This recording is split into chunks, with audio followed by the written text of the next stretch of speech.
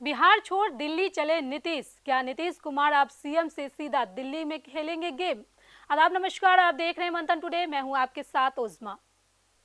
बिहार की राजनीति इस समय बड़े बदलाव के मुहाने पर खड़ी है। नीतीश कुमार के राज्यसभा चुनाव जीतने के बाद सियासी हलचल तेज हो गई है। जेडीयू और बीजेपी के सभी 5 उम्मीदवारों की जीत ने एनडीए की मजबूती तो दिखाई ही है, लेकिन इसके साथ ही अब सबसे बड़ा सवाल खड़ा हो गया है, क्या नीतीश कुमार मुख्यमंत्री पद छोड़ने जा रहे हैं? सूत्रों की माने तो यह सिर्फ अटकलें नहीं बल्कि एक तय रणनीति का हिस्सा है।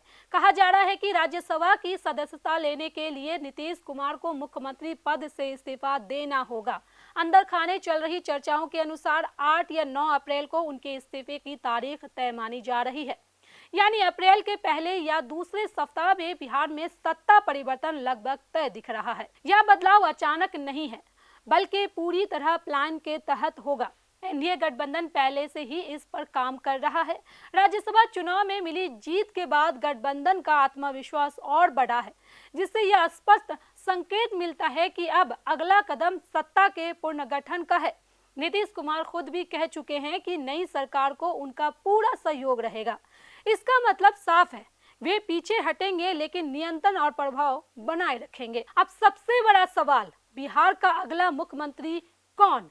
बीजेपी की तरफ से कोई नाम तेजी से उभर रहे हैं। सम्राट चौधरी, नित्यानंद राय और विजय कुमार सिन्हा प्रमुख दावेदार माने जा रहे हैं। हालांकि अंतिम फैसला गठबंधन स्तर पर होगा और इसमें नीतीश कुमार की राय बेहद अहम मानी जा रही है।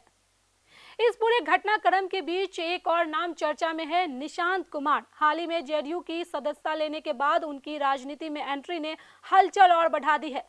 पार्टी के अंदर उन्हें युवा चेहरे के रूप में देखा जा रहा है। कुछ लोग मान रहे हैं कि उन्हें नई सरकार में कोई अहम जिम्मेदारी मिल सकती है। हालांकि फिलहाल यह सिर्फ संभावनाओं तक सीमित है। नई सरकार बनने के साथ ही विभागों के बंटवारों पर भी खींचातान तय है। बीजेपी महत्वपूर्ण मंत्रालय अपने पास रखना चाहेगी, जबकि जेडीयू विकास और सामाजिक योजनाओं पर ध्यान केंद्रित कर सकती है। खासकर गृह विभाग को लेकर समीकरण काफी दिलचस्प रहने वाला है। नीतीश कुमार का यह कदम सिर्फ पद परिवर्तन नहीं बल्कि भूमिका परिवर्तन होगा। वे पटना से दिल्ली की राजनीति में शिफ्ट होंगे और राष्ट्रीय स्तर पर सक्रिय भूमिका निभाएंगे, लेकिन बिहार की राजनीति पर उनका प्रभाव खत्म नहीं होगा बल्कि पर्दे के पीछे से और मजबूत हो सकता है। अगर अप्रैल में यह बदलाव होता है तो बिहार की राजनीति में एक नया अध्याय शुरू होगा। एक तरफ अनुभवी नेता केंद्र में अपनी भूमिका निभाएंगे, वहीं दूसरी तरफ राज्य में नई नेतृत्व टीम उभरेगी। फिलहाल तस्वीर पूरी तरह साफ नहीं है, लेकिन इतना तय है, आने वाले कुछ सप्ताह बिहार की राजनीति को पूरी तरह बदल सकते हैं।